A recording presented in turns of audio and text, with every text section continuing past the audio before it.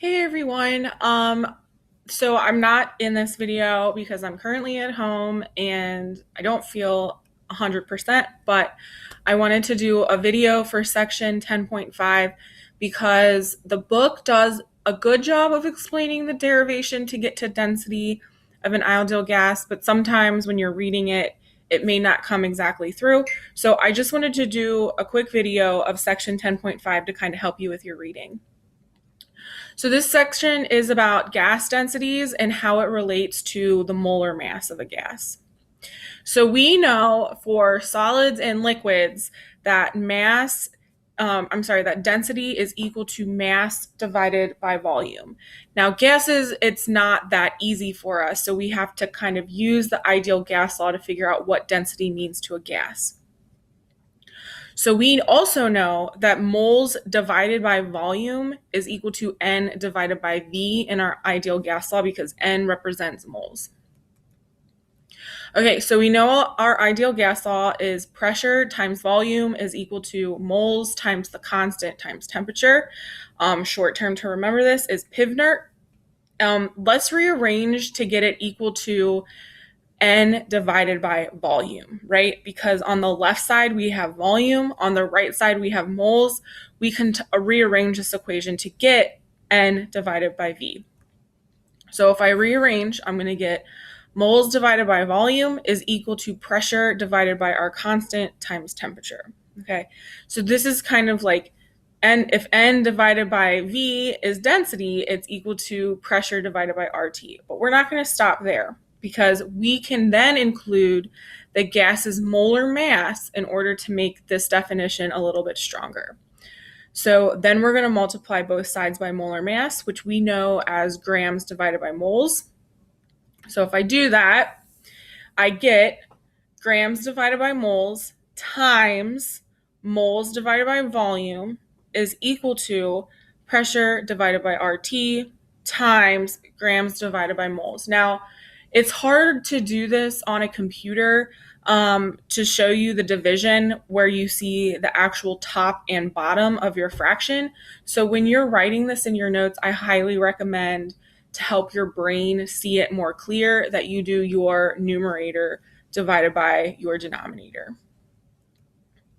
Okay, now if we look at this equation, we see on the left side, right, it has moles in the numerator for N divided by V and moles in the denominator for our molar mass. So ultimately they cancel, right? So then all that's left over on the left side is grams divided by volume. So we get grams divided by volume is equal to the pressure divided by RT times gas divided by moles. Okay. And then we can clean it up to make it a little bit better because now we know that G divided by V is the density. So we can say that the density is equal to P times M, where the capital M is now molar mass, divided by R times T. And this is the equation that we're going to use for gas densities. Therefore, the density of the gas not only depends on the volume and the mass, like we talk about with solids and liquids, but it also depends on the pressure, the molar mass, and the temperature of the gas. So let me ask a question to you. Why does gas density depend on more variables than just a solid and liquid depend on just mass and volume? So the other two that are in effect here are pressure and temperature. And this goes back to the fact that gases act differently because they are compressible, right? So we can't compress a solid and a liquid, but we can compress a gas. And we also need to remember that gases do not have defined volumes, right? Because they spread out as much as they can. But solids and liquids do have defined volumes. So when we're talking about a gas, since they have different physical properties, we also have to include those in their density equation. Okay, so since this is a mathematical equation, we can also talk, just like you did with the Boyle's law, Charles' law, and Avogadro's law, we can also now talk about the mathematical relationships within the density of a gas. So you have to remember, if something is equal to something else, right, that means that they are directly related. So in this equation, we have density is equal to pressure times molar mass, okay?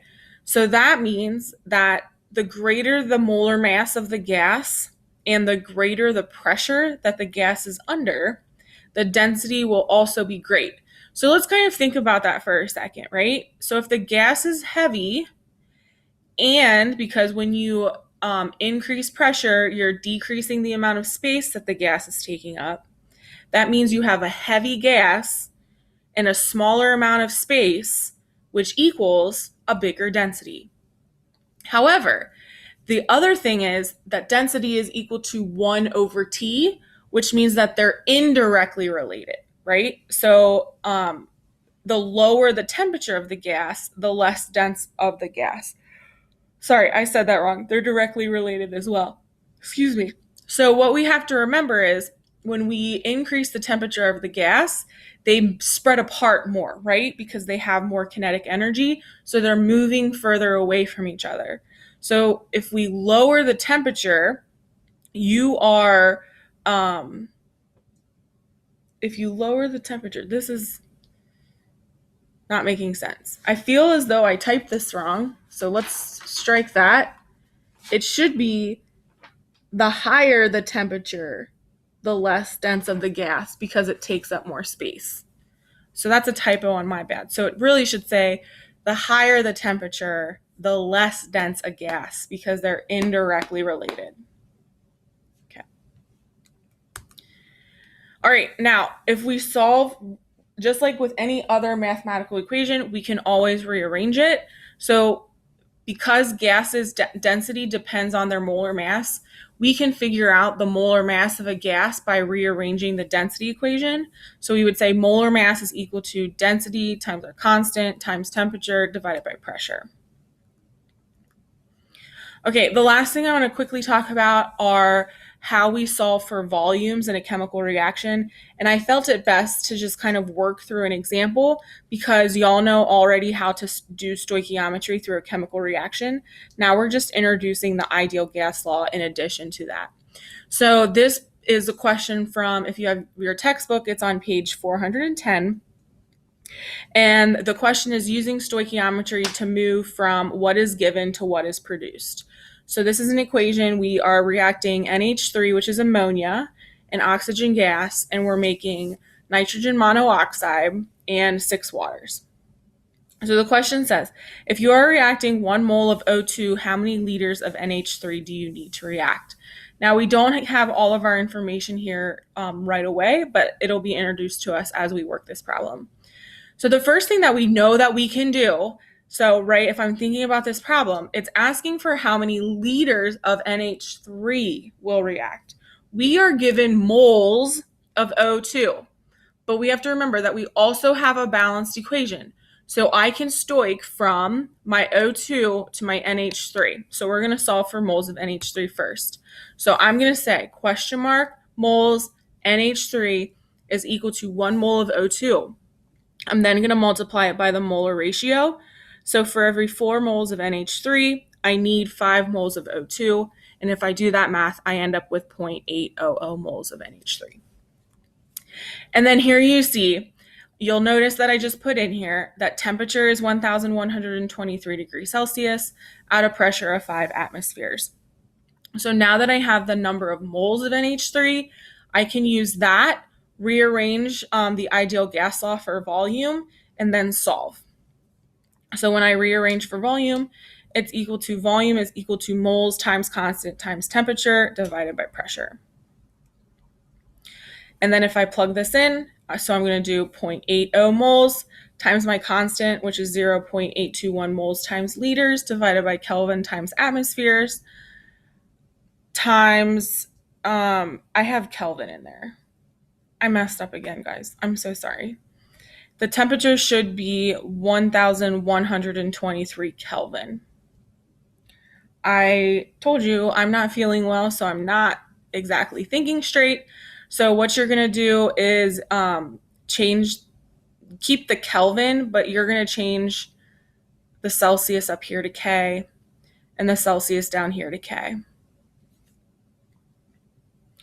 And then if I plug all of this into my calculator, divide it by 5 atmospheres, the only unit that doesn't cancel is liters. So then I get 14.8 liters. And that's it. Thank you.